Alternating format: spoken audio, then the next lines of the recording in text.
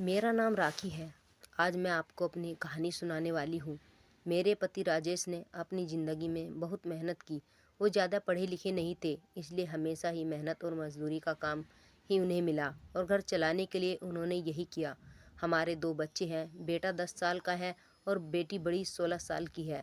अभी तक मेरे पति ने जैसे तैसे अपने घर चलाया। इस उम्र में भी आज भी हम वही हैं। अगर काम नहीं करेंगे तो खाने को नहीं मिलेगा, घर नहीं चल पाएंगे, बेटा और बेटी की पढ़ाई पूरी नहीं हो सकेगी। मेरे पति को अब ऐसी स्थिति नहीं थी कि वो मेहनत और मजदूरी कर सकें। उन्होंने अब यह काम नहीं होता था। अब हम क्या करेंगे? क्या अपनी ज़िंदगी को आगे बढ़ाएंगे? कैसे कमाएं? मुझे और मेरे पति को यही चिंता खाए रहती थी। नौकरी नहीं तो अब क्या? फिर मुझे एक दिन बैठे ख्याल आया कि क्यों ना हम एक छोटा सा ढाबा खोल लें, शहर के बाहर जहाँ से वाहन और गाड़ियाँ आती जाती हैं। वहाँ टीन का छोटा सा छपरा बनाकर चाय और खाने का एक छोटा ढाबा खोल सकते हैं। मैंने अपने पति से यह कहा। उन्होंने कहा कि दुकान खोलने के लिए पैसे नहीं हैं, यहाँ की टीन का छपरा लगाना बस उसके लिए पैसे लगेंगे, बाकी सारा खाना बनाने का समय हम घर से ले सकते हैं। मैंने थोड़े अपने प्रतिशत से मांगे ताकि हम अपना छोटा सा ढाबा शुरू कर सकें। अपने मन में अभी भी संकोच था कि बार बार मना कर रहे थे, लेकिन मैंने कहा कि एक बार कोशिश करते हैं और ज़्यादा कुछ नहीं लगेगा।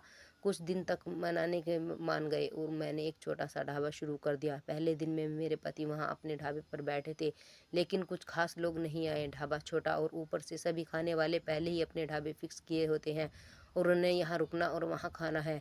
हमारा पहला दिन निराशा भरा था। एक दिन ऐसे ही हो गए, इक्का दुक्का लोग चाय पीने रुकते, लेकिन उतना कुछ नहीं था कि हम उनसे अपना घर चला सकें। मेरे पति फिर से किसी काम की तलाश में लग गए। उन्होंने एक काम मिल गया जहाँ पैसे कम थे लेकिन कम मजदूरी थी। उन्होंने वह कर लिया, लेकिन मैंने ढाबा जाना नहीं छोड़ा। अब अपने बेटे और बेटी के साथ वहाँ जाने लगी। मैंने हिम्मत नहीं हारी और धीरे धीरे कुछ लोग हमारे यहाँ आने लगे। एक महीने में ग्राहक और भी ज़्यादा होने लगे। कोशिश करते करते हम अपने यहाँ रुकने लगे थे। उन्हें घर जैसा खाना मिल रहा था, लेकिन हमारा छोटा सा ढाबा जल निकला। मेरे पति इतना कमाते जिससे ज़्यादा ढाबे से कमाई होने लगी। देखते ही देखते हमने छोटा सा ढाबा खोला था। हमारे स्थिति में बहुत सुधार हो गया। जो कर्जा लिया था वो भी उतर गया। हमें एक नई उम्मीद मिल गई थी। सब कुछ अच्छा चल रहा था। ढाबे को खोले 6 महीने हो गए थे। हमारी रिश्तों की रंगत आ गई थी, लेकिन फिर भी ऐसा कुछ जिसके बारे में मैंने सोचा नहीं था। एक दिन घर में जब हम लोग ढाबे के लिए जा रहे थे, तब मेरे पति कहते हैं, ढाबा कहाँ से बंद, कोई और वहाँ नहीं जाएगा। यह कहते ही वो बड़े ही गुस्से में थे। ऐसा गुस्सा उन्होंने अपने चेहरे पर आज तक नहीं देखा। मैंने बोला, क्या हुआ, क्या कर रहे हो? हमारा ढाबा चल रहा है, आपको क्या हो गया है? आज वो बोले कि मैंने कहा कि कोई वहाँ नहीं जाएगा, ना तू ना तेरी बेटी। मेरे शांत हो जाए, आपकी तबीयत ठीक नहीं है, आप आराम करें, हम लोग के बारे में बात करते हैं। और वो ज़्यादा गुस्सा हो गई। कहा कि बात कोई नहीं कहेगी, मैं जितना कमाती हूँ उतने में घर चल जाएगा, तो वहाँ नहीं जाएगी। मेरे पति को ऐसा रूप मैंने पहले नहीं देखा था। उस दिन मैं ढाबे पर नहीं गई, लेकिन जब वो शाम को आए तो उनका मुंह उतरा हुआ था।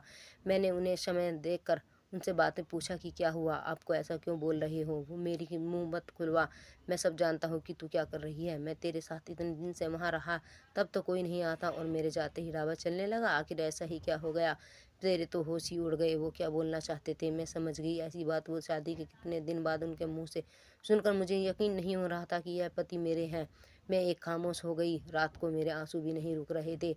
मेरे मुंह पर अब ढाबे का नाम नहीं आया। इस तरह की बातें सुनने के बाद मेरा अब कुछ करने का भी मन नहीं किया।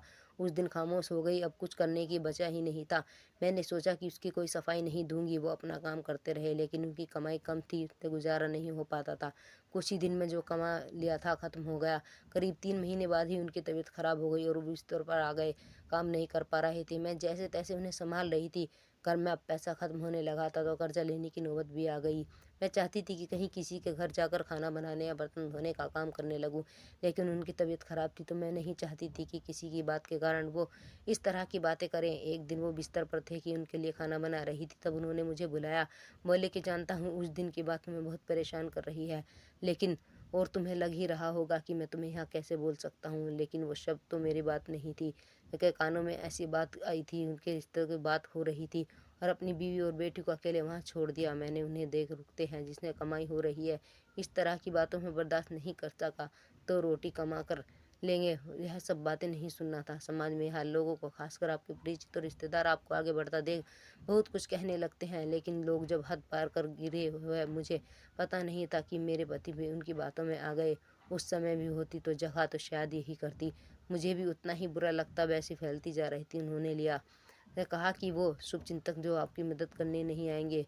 जाइए आप उनसे पूछ लीजिए, हमारे घर में खाने को नहीं है, आपकी तबीयत ख़राब है, आप बताएंगे कौन आया हमारी मदद करने। दुनिया किसी को खुश नहीं देख सकती, और अगर कोई मेहनत करके आगे बढ़ता है तो प्रयास करने में पीछे धकेलने की कोशिश करती है, और आप अपनी बातों में आ गए।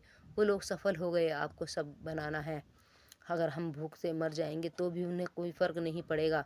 वो लोग कुछ समय से बोलते, अगर हमें कोई फ़र्क नहीं पड़ता तो हम थक कर हार मान लेते। वो पीठ पीछे कहकर बकवास कर जाते हैं, सामने आने की तो उनकी हिम्मत ही नहीं है। उस दिन हमारे पति की आंखें खुल गई। उन्होंने कहा कि तुम सच बोल रही हो, मैं ही पागल था। लोगों की सफाई देने में उनके आगे अच्छा बनने के अपना नुकसान कर लिया।